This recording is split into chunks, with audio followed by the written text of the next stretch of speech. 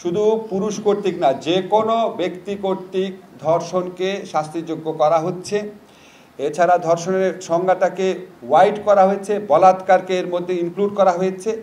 ধর্ষণকালে বা ধর্ষণের উদ্দেশ্যে, ধর্ষণ করতে যদি ব্যর্থ হয়, ধর্ষণকালে বা ধর্ষণ করার উদ্দেশ্যে যদি কোনো রকম জখম করা হয়, গুরুতর জখম বা সাধারণ জখম, অলরেডি আমি দুটা সাংবাদিক সম্মেলনে বলেছিলাম বিচারের এবং তদন্তের সময় কমিয়ে দেওয়া হচ্ছে। এর বাইরে যে গুরুত্বপূর্ণ যেই ব্যাপারে নীতিগত সম্মতি উপদেষ্টা পরিষদ জ্ঞাপন করেছে সেটা আপনাদের জানাচ্ছি। একটা হচ্ছে শুধু শিশু ধর্ষণ মামলার আলাদাভাবে বিচার করার জন্য, শিশু ধর্ষণের মামলার বিচার করার জন্য বিশেষ ট্রাইব্যুনাল স্থাপনের বিধান রাখা হয়েছে। এটা সবাই নীতিগতভাবে সম্মত হয়েছে। আরেকটা হচ্ছে আমাদের অনেক এই নারী ও শিশু নির্যাতন দমন আদালত দেখা যেত মামলার জট লেগে যেত, কারণ এখানে দুই ধরনের মামলা আসতো।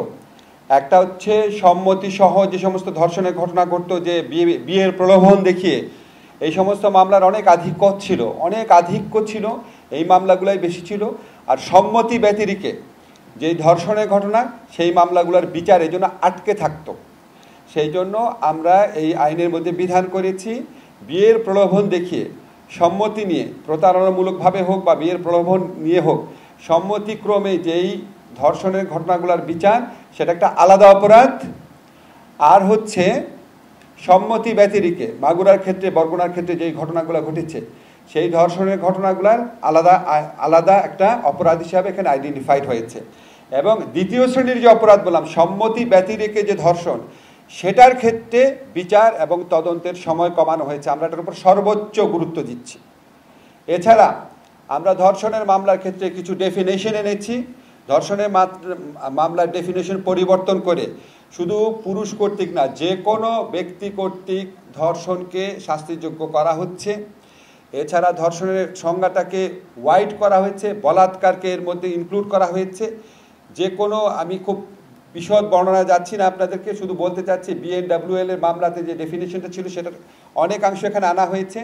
শুধুমাত্র প্রকৃত মানে পেনিট্রেশন না, যদি অন্য কোনো বস্তু ব্যবহার করা হয় বা আপনার বায়ুপথে বা যে কোনোভাবে যদি ধর্ষণ করা হয়, সেটাও আমরা ধর্ষণের শাস্তির আওতায় আনছি। এটা আপনারা মানে যে কোনো ফর্মে যদি ধর্ষণ হয়, এটা আমরা ওয়াইড করে দিচ্ছি। আর থার্ড যে অত্যন্ত গুরুত্বপূর্ণ পরিবর্তন আনা হচ্ছে, সেটা হচ্ছে DNA রিপোর্ট পাওয়ার অপেক্ষায় অনেক মামলা বছরের পর বছর ঝুলে থাকতো।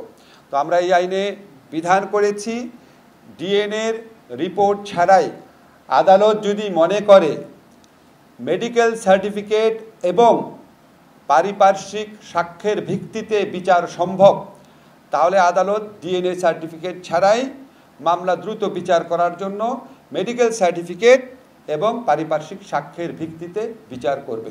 এছাড়া আমরা ভিকটিমদের প্রোটেকশনের জন্য বিভিন্ন ধরনের ব্যবস্থা করেছি, ওনাদেরকে ক্ষতিপূরণ দান করার ব্যবস্থা করেছি। এবং ধর্ষণকালে বা ধর্ষণের উদ্দেশ্যে, ধর্ষণ করতে যদি ব্যর্থ হয়, ধর্ষণকালে বা ধর্ষণ করার উদ্দেশ্যে যদি কোনো রকম জখম করা হয়, গুরুতর জখম বা সাধারণ জখম, সেটাকেও আমরা কঠোর শাস্তির ব্যবস্থা করেছি। আপনারা বৃহস্পতিবার দিন এটা চূড়ান্ত অনুমোদন হয়ে যাবে আমরা আশা করছি। এরপর আপনারা খুব দ্রুত গেজেট নোটিফিকেশন হয়ে যাবে, এটা আপনারা খুব দ্রুত আপনারা কপি পেয়ে যাবেন। তবে আপনাদেরকে একটা জিনিস ক্ল্যারিফাই এর সাথে মাগুরায় আসিয়া হত্যা এবং ধর্ষণ মামলার বিচারের সম্পর্ক নাই। ওই বিচার এগিয়ে চলেছে নিজস্ব গতিতে এবং আমরা মনে করি খুবই দ্রুততার সাথে এই মামলার বিচার হবে। এই মামলার তদন্ত কার্য সমাপ্তির পথে, DNA রিপোর্ট পাওয়া যাবে 2-3 দিনের মধ্যে, তদন্ত কার্য সমাপ্তির পথে। আমরা আশা করছি আগামী কয়েকদিনের মধ্যেই এই মামলার বিচার শুরু হয়ে যাবে এবং খুব দ্রুত নিষ্পত্তি হয়ে যাবে, যেহেতু অকাট্য অনেক প্রমাণ রয়েছে। মিথ্যা মামলার ক্ষেত্রেও এখানে একটা কঠোর বিধান আছে। আগে বিধান ছিল যে মিথ্যা মামলায় যারা ভিকটিম তাদেরকে অভিযোগটা জানাতে হতো।